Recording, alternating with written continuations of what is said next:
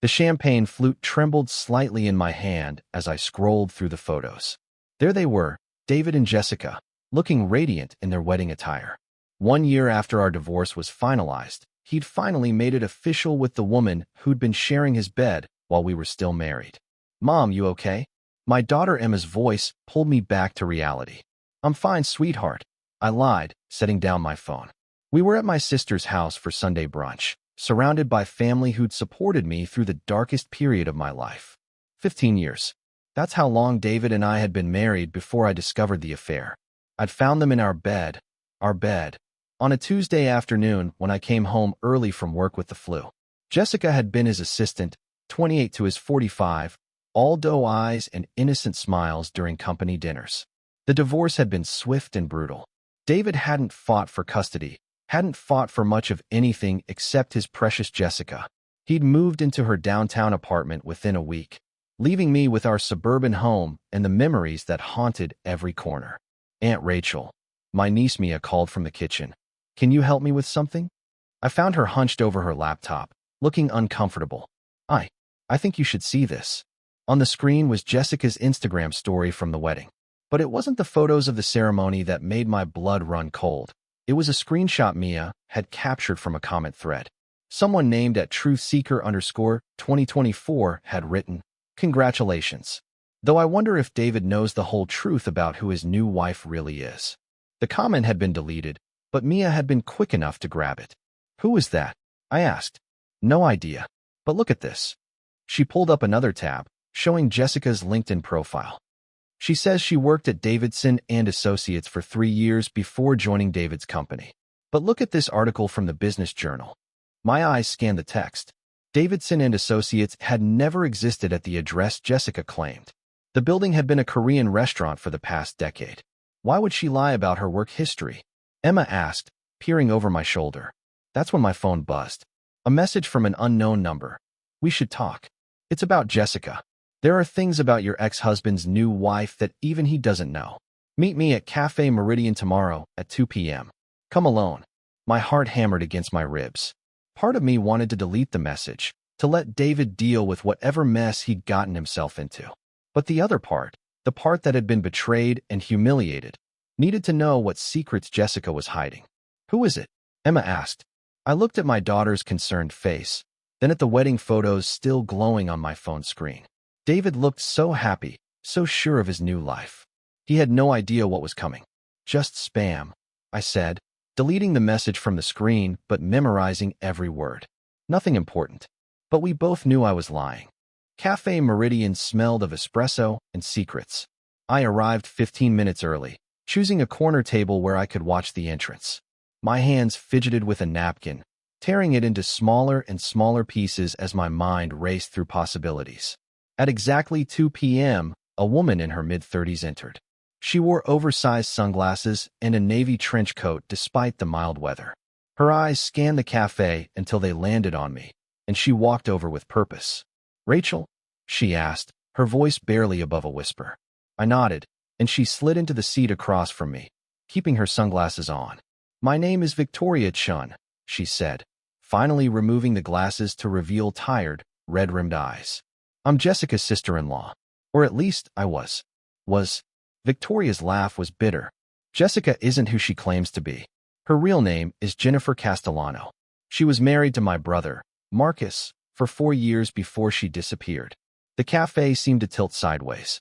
Disappeared? Vanished. With $200,000 from their joint account and Marcus's grandmother's jewelry collection. Pieces that had been in our family for generations. Victoria pulled out a folder, sliding it across the table. She left him with crushing debt and a broken heart.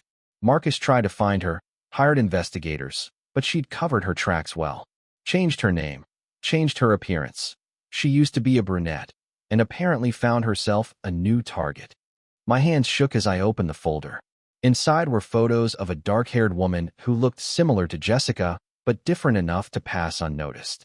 Marriage certificate, police reports, bank statements showing the withdrawal. "Why are you telling me this?" I asked.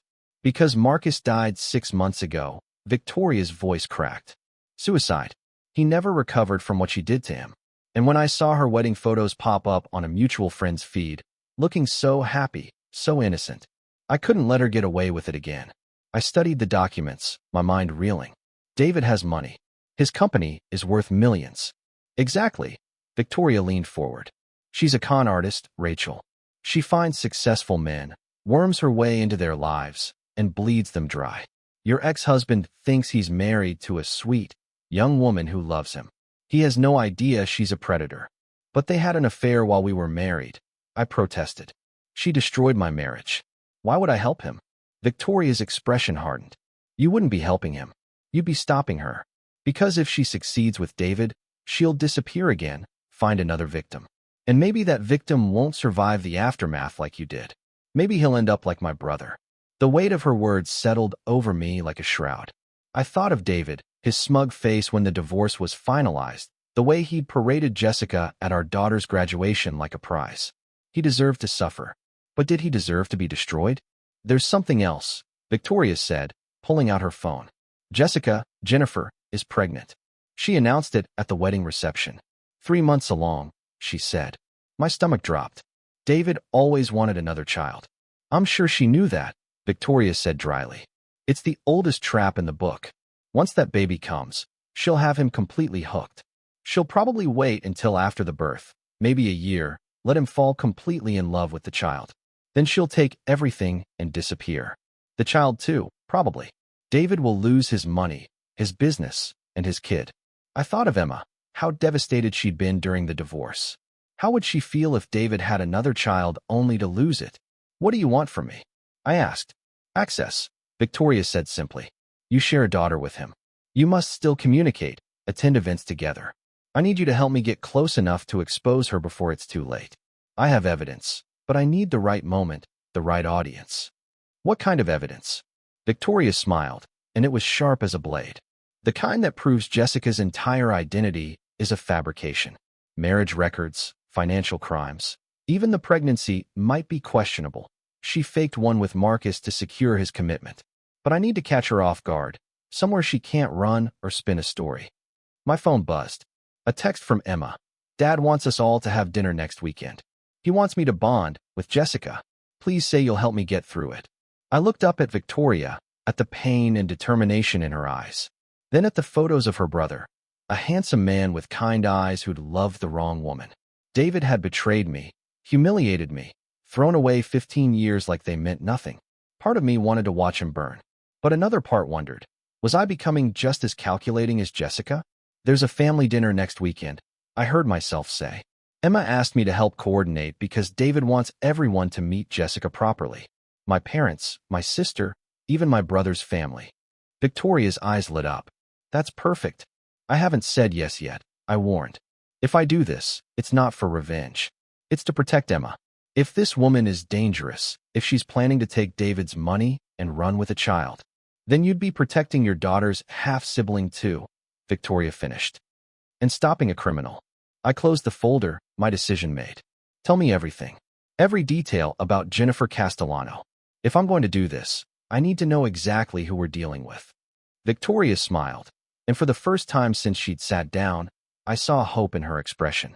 Let me tell you about the woman your ex-husband married, she said. And trust me, it's worse than you think. The restaurant David had chosen was predictably expensive, the kind of place with cloth napkins and waiters who described each dish like poetry. I arrived early, watching through the window as my family gathered. My parents, looking older than I remembered, my sister Claire with her husband, Emma, beautiful and nervous in a blue dress. Then David's sleek Mercedes pulled up, and Jessica stepped out. She wore a cream maternity dress that showed off her small bump, her blonde hair swept into an elegant updo. She looked radiant, glowing, the picture of innocent motherhood. Knowing what I knew now, watching her performance made my skin crawl. Rachel, David greeted me with cool politeness as I entered. Thank you for coming. For Emma, I said simply, kissing my daughter's cheek. Jessica approached with a smile that didn't reach her eyes. Mrs. Morrison, it's so lovely to finally have a proper family dinner. David speaks so highly of Emma, and I really want us all to get along. The audacity of this woman, calling herself family after what she'd done. Of course, I said smoothly. After all, We'll be in each other's lives for a long time now, especially with the baby coming. Something flickered in Jessica's eyes. Calculation, maybe, or recognition of a worthy opponent. Dinner began with small talk. My mother, bless her, was frosty toward Jessica, while my father maintained a polite distance. Claire outright ignored her, focusing on Emma instead. The tension was thick enough to cut. "So, Jessica," my sister said suddenly, her voice deceptively sweet. "David mentioned you worked at Davidson and Associates before joining his company. What did you do there?" I saw Jessica's hand tighten on her fork. "Oh, just administrative work. Nothing exciting." "Which office?" Claire pressed. "I have a friend who used to work there." "The downtown location," Jessica said quickly. "But it closed down a few years ago." Claire hummed, exchanging a glance with me. "We prepared for this." "That's strange. I could have sworn." "Claire," I interrupted gently, playing my part. "Let's not bore everyone with work talk."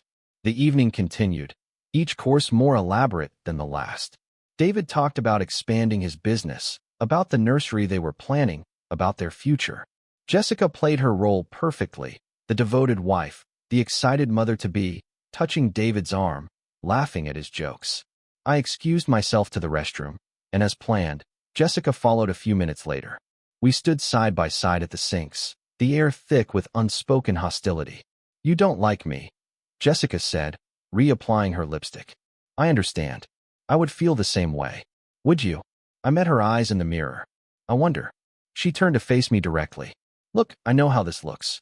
But David and I, what we have is real. I love him. Like you loved Marcus?" The lipstick clattered into the sink. Jessica's face went white, then red, then carefully blank. "I don't know what you're talking about." "Marcus Chun," I said softly. "Victoria's brother. Your husband. Or should I call you Jennifer?" For a moment, the mask slipped completely.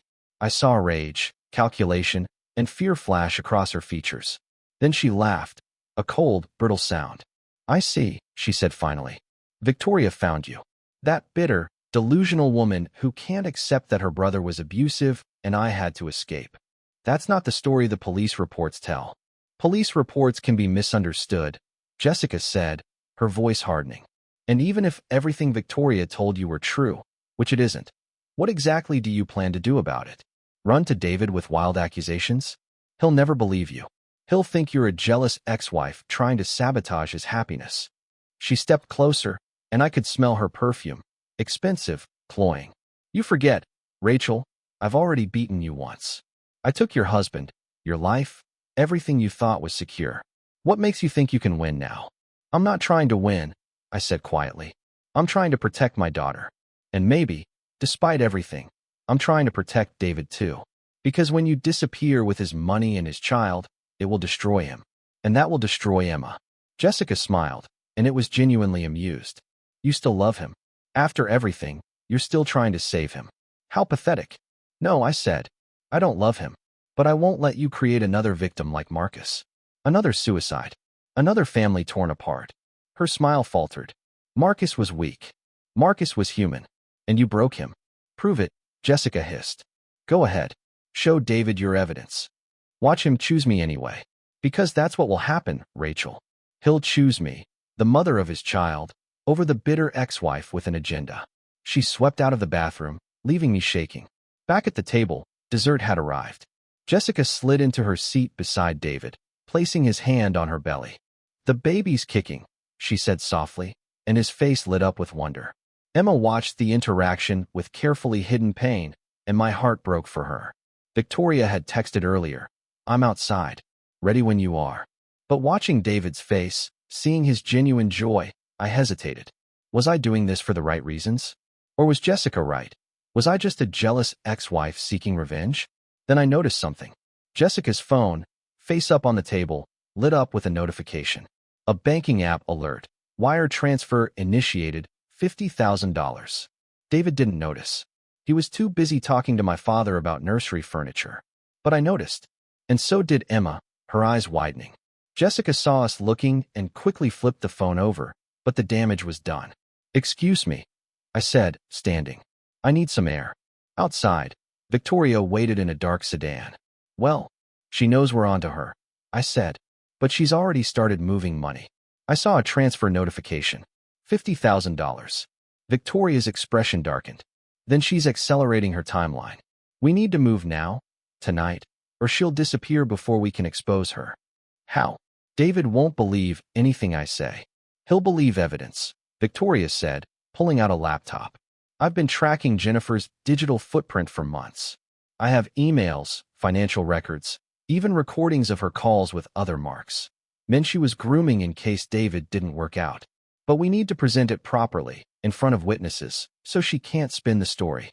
David's planning to announce Jessica's pregnancy officially to the family tonight, I said. After dessert. He wants to make a toast. Victoria smiled. Perfect. That's when we'll make our move. But Rachel, you need to be sure. Once we do this, there's no going back. Your relationship with David, whatever remains of it, will be complicated forever. I thought of Emma's face. Of Marcus Chun, who'd loved the wrong woman and paid with his life. Of the child growing in Jessica's belly, real or faked, innocent either way. I'm sure, I said. Let's end this. We walked back into the restaurant together, ready to detonate the bomb that would blow Jessica's carefully constructed life apart. The champagne arrived in a bucket of ice, condensation dripping down the sides like tears. David stood, glass in hand, his face flushed with happiness and expensive wine. I want to thank everyone for coming tonight, he began, his voice carrying across our private dining room. This past year has been transformative. I know the divorce was hard on everyone, especially Emma. My daughter stiffened beside me, her jaw tight. But I found something I never expected. True love, a second chance. He looked down at Jessica with such genuine affection that I almost felt guilty for what was about to happen. Almost. Jessica has brought light back into my life. And now, we're going to be parents. I wanted you all here to celebrate this new chapter with us. Jessica stood, her hand protectively over her belly, her smile demure and perfect. She'd probably practiced that exact expression in the mirror. Thank you all for welcoming me, she said softly. I know I'm not. Jennifer Castellano. The voice came from the doorway. Victoria stepped into the room, her laptop open in her hands. Behind her, a man in a suit, a lawyer I'd learned earlier, and someone else I didn't recognize. David's face went from confusion to anger in seconds. Who the hell are you? This is a private dinner. My name is Victoria Chun, she said calmly. And the woman you just toasted as your beloved wife is a criminal. Jessica's face drained of color. I don't know what she's talking about. David, this woman is insane. Is this insane? Victoria turned the laptop around, showing a marriage certificate. Jennifer Marie Castellano, married to Marcus Chun on June 15, 2019. Never divorced. Which means your marriage to David Morrison is bigamy. The room erupted. My mother gasped. Claire grabbed her phone, presumably to record. Emma's eyes went wide with shock. David snatched the laptop, his hands shaking. This is fake. Jessica, tell them this is fake. It's not fake, the man in the suit said, stepping forward. I'm attorney Robert Walsh.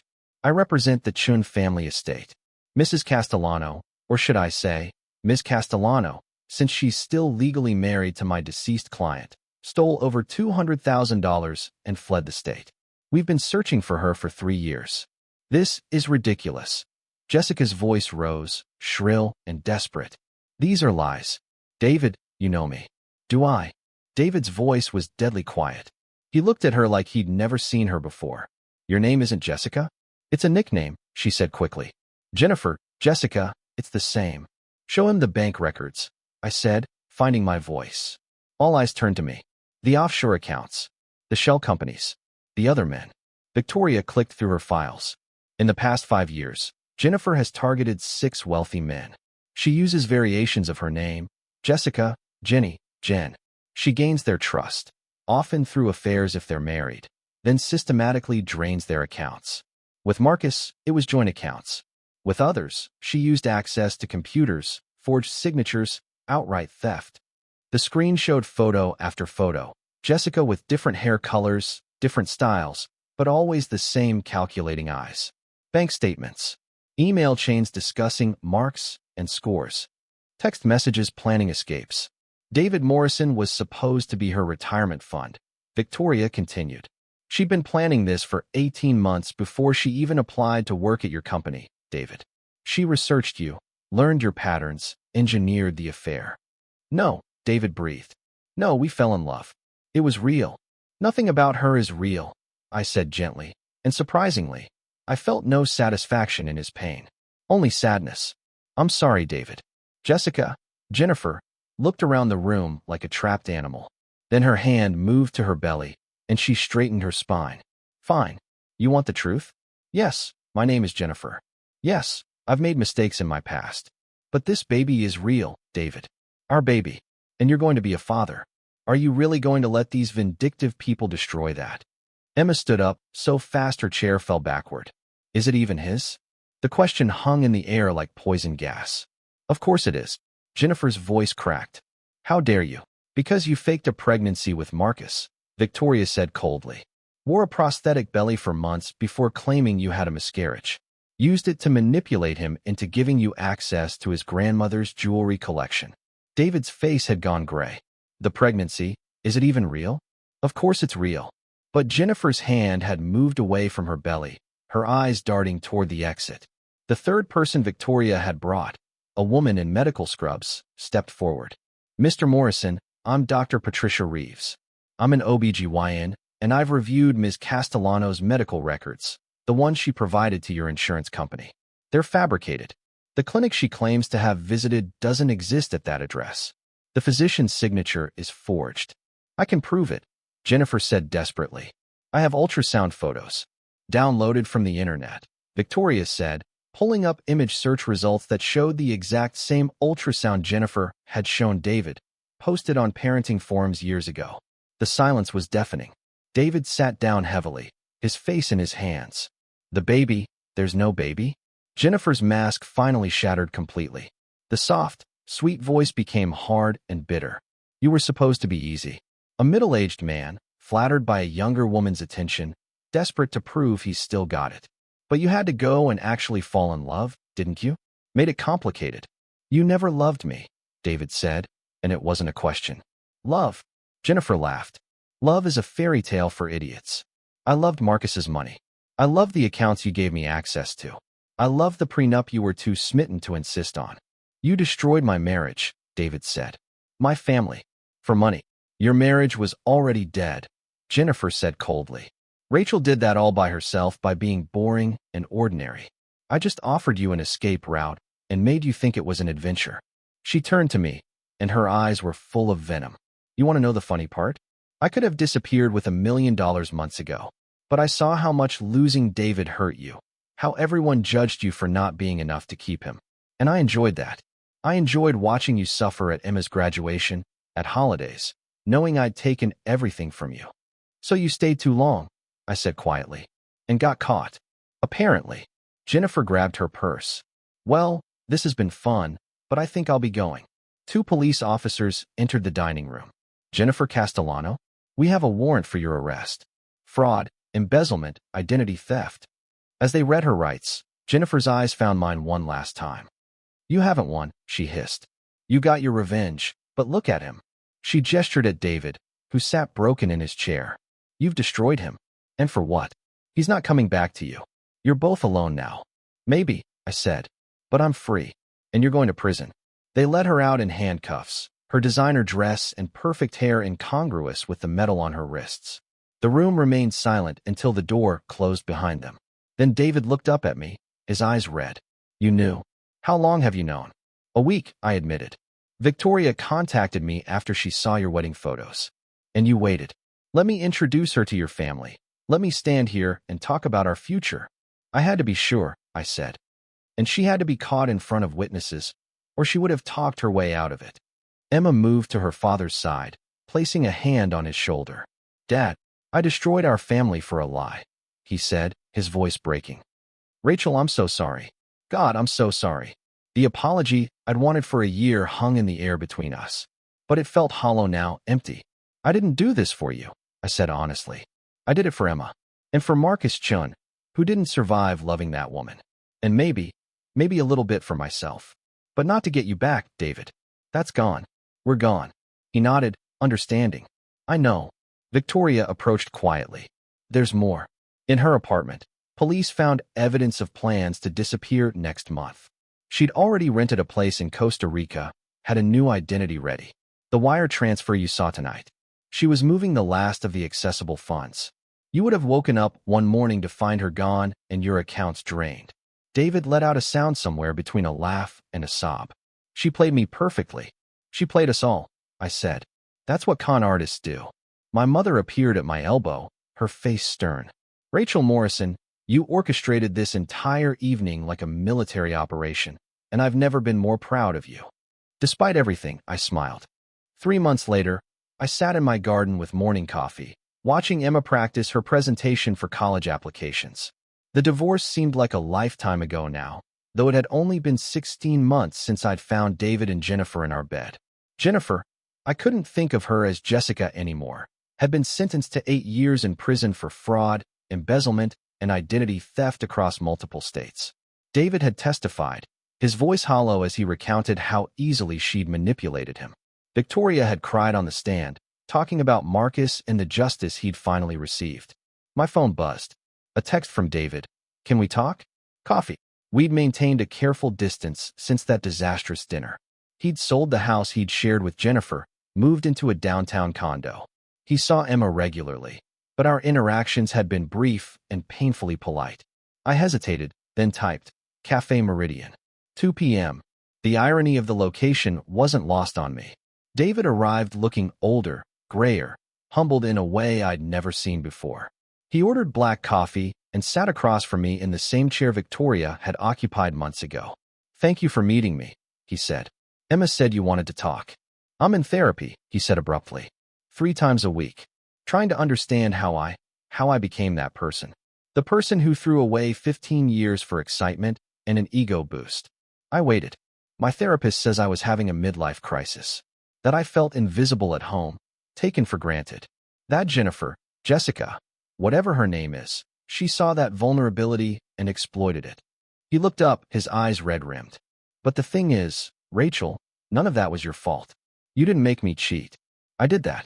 I chose to believe her lies because they made me feel young and important. I know, I said quietly.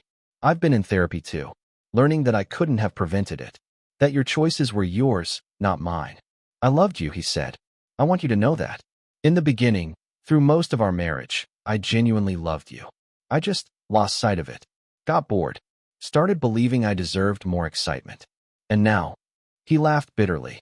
Now I'd give anything to be bored again. To have Sunday mornings reading the paper together. To fight about whose turn it was to take out the trash. All those ordinary moments I took for granted. Is that why you wanted to meet? To tell me you've learned to appreciate ordinary? No. He pulled out an envelope. Jennifer. God. I still sometimes call her Jessica. She wrote me from prison. Wants me to put money on her commissary account. Says she's sorry. That she really did develop feelings for me. Are you going to do it? No. He slid the letter across the table. But I wanted you to see this part. I opened it, scanning the careful handwriting until I found the highlighted section. The funniest part about the whole thing is that Rachel won. She got exactly what she wanted. Revenge, vindication, and the satisfaction of watching you suffer like she suffered. She's probably laughing about it right now. I set the letter down. She still doesn't get it. What do you mean? I'm not laughing, David. I haven't won anything except peace of mind. You lost your money, your reputation, your future. Emma lost her family structure. We all lost something. There are no winners here. David nodded slowly. I know, but there's something else I wanted to ask you. Emma's graduation is coming up. Real graduation this time. High school. She wants both of us there. Of course I'll be there. Together, he asked. Could we sit together? Not as a couple, just as her parents? She asked specifically. Said she's tired of choosing between us. I thought about Emma, caught in the middle of adult disasters, forced to grow up too fast. Yes, for Emma. Thank you. He stood to leave, then paused. Rachel? I know it doesn't mean much now, but I really am sorry. For all of it. You deserved better. We both deserved better, I said. But we got what we got. The question is what we do now. After he left, I sat with my coffee, thinking about Jennifer's letter. She thought I'd won because I'd exposed her, because David had lost everything. But winning would have been if none of this had happened. Winning would have been a faithful husband, an intact family, a daughter who didn't have trust issues with relationships. Instead, I had survival. I had truth. I had the knowledge that when faced with a choice between revenge and justice, I'd chosen justice. Not for David, but for future victims. My phone buzzed again. Victoria, coffee next week? I'd like to introduce you to someone.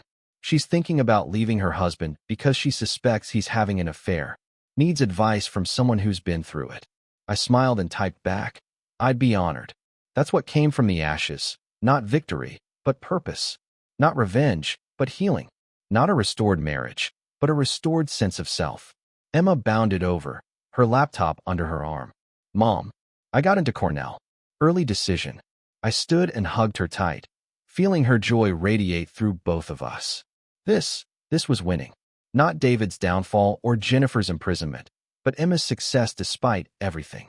I'm so proud of you, sweetheart. Dad helped with the application fee, she said. He's trying, Mom. I know what he did was awful, but he's really trying to make amends. I know he is. Do you think you'll ever forgive him? I considered the question carefully. I think I already have, in a way. Forgiveness doesn't mean forgetting or excusing. It just means I'm not carrying that anger anymore. It was too heavy. Emma smiled. That's really mature of you. Don't sound so surprised, I teased. I'm capable of growth. We walked back into the house together, and I realized that somewhere along the way, I'd stopped thinking of myself as David's ex-wife and started thinking of myself as simply Rachel. A woman who'd survived betrayal, helped stop a criminal, and come out stronger. Jennifer had been wrong about one thing. I hadn't destroyed David. He'd done that himself the moment he chose to cheat. I'd just held up a mirror and forced him to see the consequences of his choices. And in doing so, I'd freed us both. That evening, as I prepared dinner, I got a call from an unknown number. Against my better judgment, I answered. Mrs. Morrison? The voice was male, professional. This is Detective James Thornton. I'm calling about the Jennifer Castellano case. I wanted to let you know that because of your cooperation and the evidence you helped gather, we've been able to connect her to 2 additional cases, one in Nevada and one in Oregon. You've helped us close investigations that have been open for years. I'm glad I could help. There's something else. One of the other victims, he wanted me to pass along a message. He said thank you. That knowing she's finally facing justice has helped him start to heal. After hanging up, I stood in my kitchen, in my house, my life, and felt something shift. The last piece of bitterness, the final remnant of what if, dissolved. This wasn't the life I'd planned. It wasn't the happily ever after I'd imagined on my wedding day 20 years ago. But it was mine. Hard won, honestly lived, and finally, peacefully mine. And that was better than winning. That was surviving, then thriving. And in the end, that was everything. The end.